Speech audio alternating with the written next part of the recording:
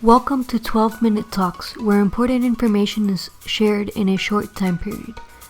Learn from other business owners, entrepreneurs, and experts about what they do to help you find solutions to everyday topics in 12 minutes or less.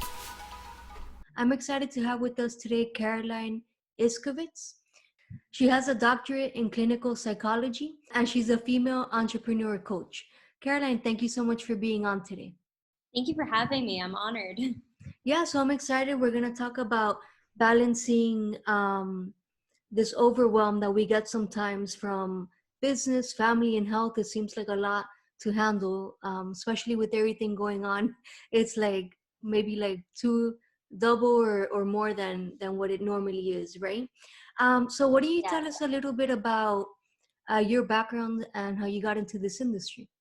Yeah, it's kind of a weird journey, but I kind of fell in psychology. And the only reason I did was because I actually got a cheerleading scholarship for college. I made the team before I got into the university.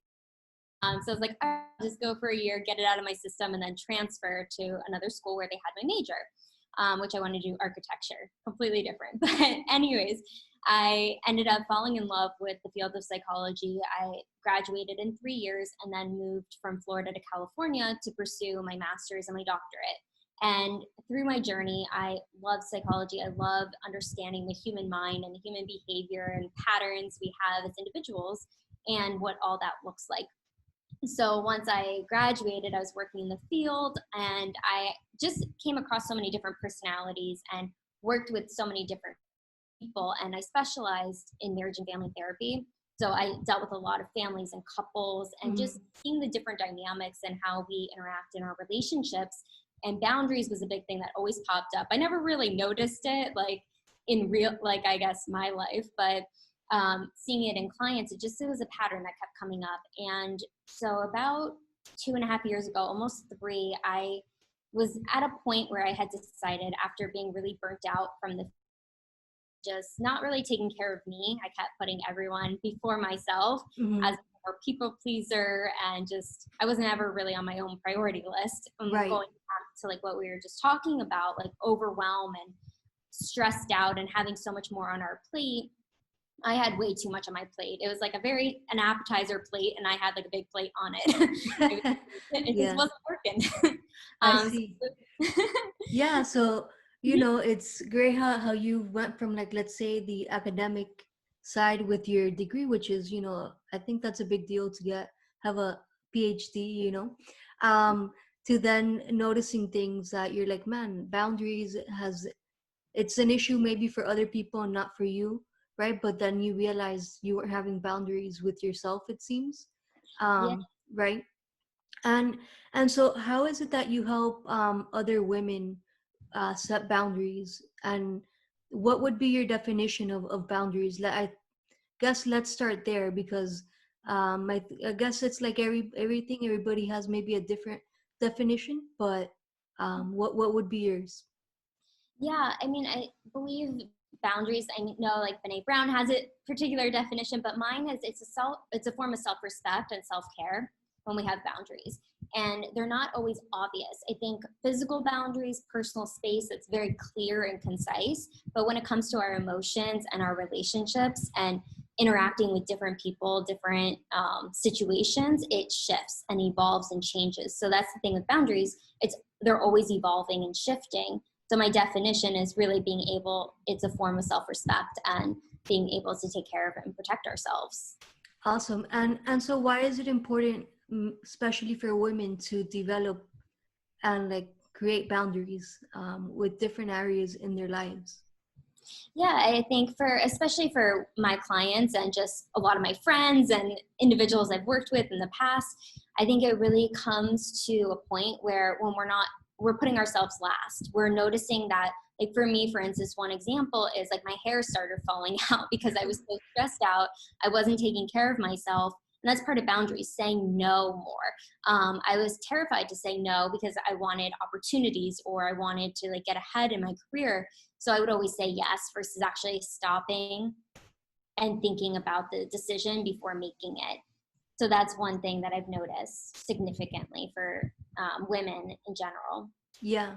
Yeah, a lot of times, we just like to say yes for stuff without thinking, I always say before making a decision, like really put yourself doing whatever you're gonna say yes to, and like if it's not something you're really like excited about, then you're not obligated to do it, I guess, depending on the circumstance, like everything, right? Um, yeah, and so w- how are you helping women with these issues on a day-to-day scenario?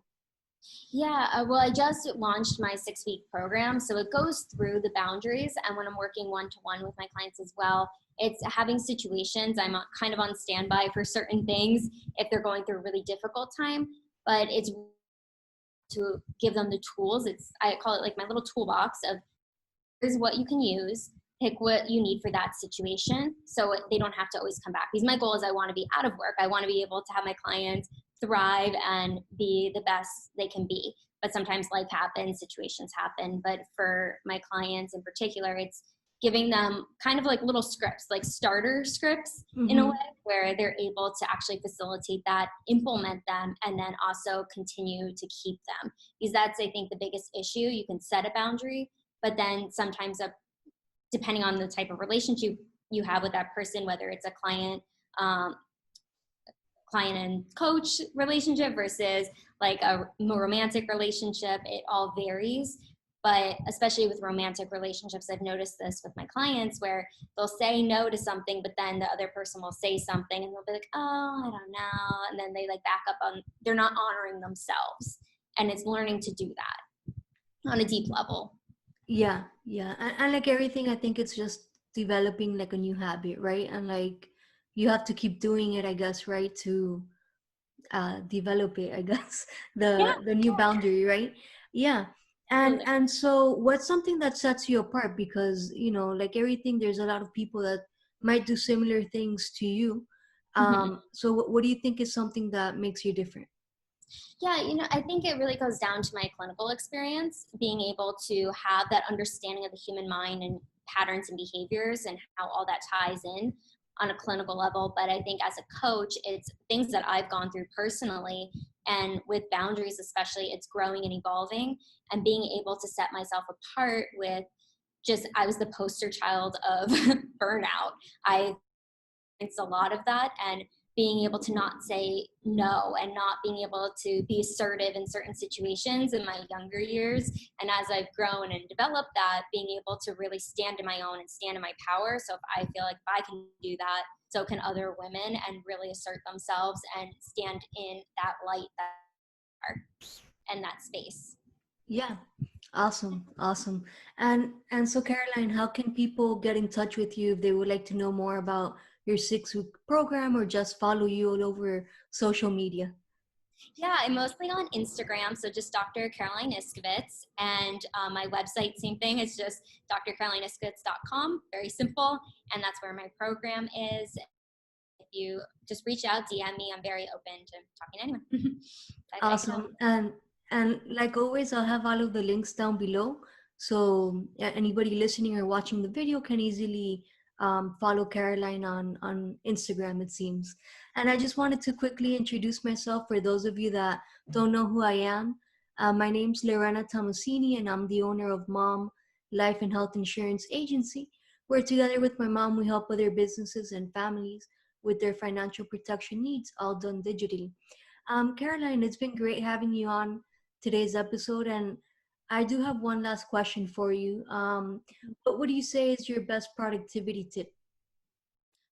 That's a good one. I would say doing your top most difficult, most imperative things in the morning. I've been saying this for years and it's worked for myself, for my clients, but that's definitely my go-to. Make sure you do your top three first thing in the morning and you'll feel so accomplished and ready to take on the world. Yeah, and that could be something as simple as, doing your bed. you Yes, know? yeah. Yeah. Brushing your teeth. Well, hopefully we'll pick bigger goals to do, you know, whatever those might be.